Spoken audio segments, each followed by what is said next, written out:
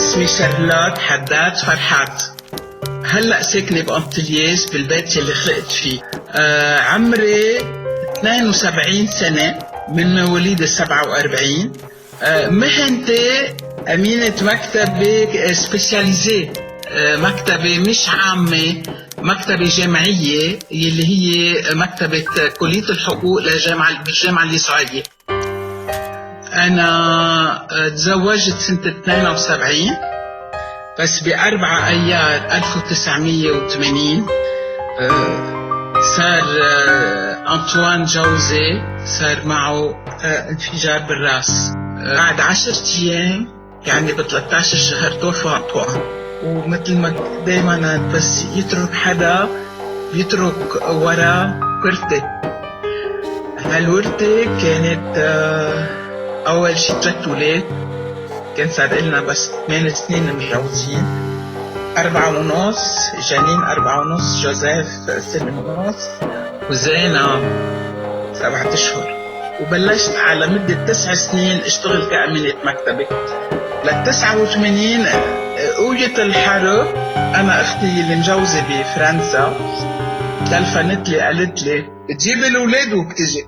رحنا على فرنسا، أخذنا 3 أولاد بالبابور على قبرص، ومن قبرص طيارة على فرنسا. بهالوقت قضيت سنة حطيت الأولاد بالمدارج، وما رح خبرك كيف الله كان معي مع كل هالشروط الصعبة والعصيبة اللي امبوسيبل. أنا بعدني واصلة على فرنسا أقدر استأجر. تشوفي يعني لو ما في إيد الله معي. ما كان عمري 40 سنة، كان عملت نفضة تكنيكية لا أقدر فوت سوق العمل بفرنسا. الإيد بهالسنة كلها شهر واحد اشتغل فيه دفع لي أجار بيت. عملت رامبلاسمان سكرتيرة، ما بعرف وين هي، ما عم بفتش على السكرتيرة. رحت اشتغلت، وآخر نهار أنا وراجع على البيت مصرياتي عم بيدوبوا. كنت جايبة معي نتفة مصاري، أمي ساعدتني، أختي ساعدتني، عمي ساعدني. بس إذا ما عندك رانتريكو بيرمانانت ما فيك تقعدي بفرنسا. قلت له صليت هيك من قلبي كلمتين بكل بساطة. قلت له بعدك بيي، بدك تقلي شو بدك مني. ارجع على لبنان يسوى كل أصحابي اللي قاعدين تحت الأزايف. بدك ابقى بفرنسا، بدك انت تعرف تلاقي لي شغل. بوصل على البيت بقولوا لي الولاد تلفنلك فلان، احكي معه. من وقت هالتليفون كان موعد شغل، واشتغلت 15 سنة بمؤسسة.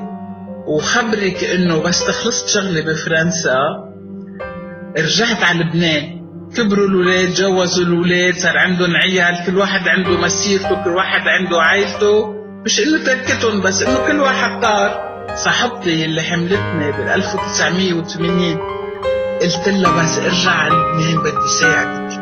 كان رجوع للبنان وفيا لهالبروميس، لهالوعد. رجعت على لبنان عندي بروجي دو في، مشروع حياة.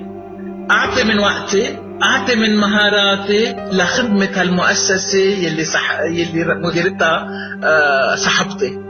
كل واحد منا بيحب حياته يجمع شيء رصيد.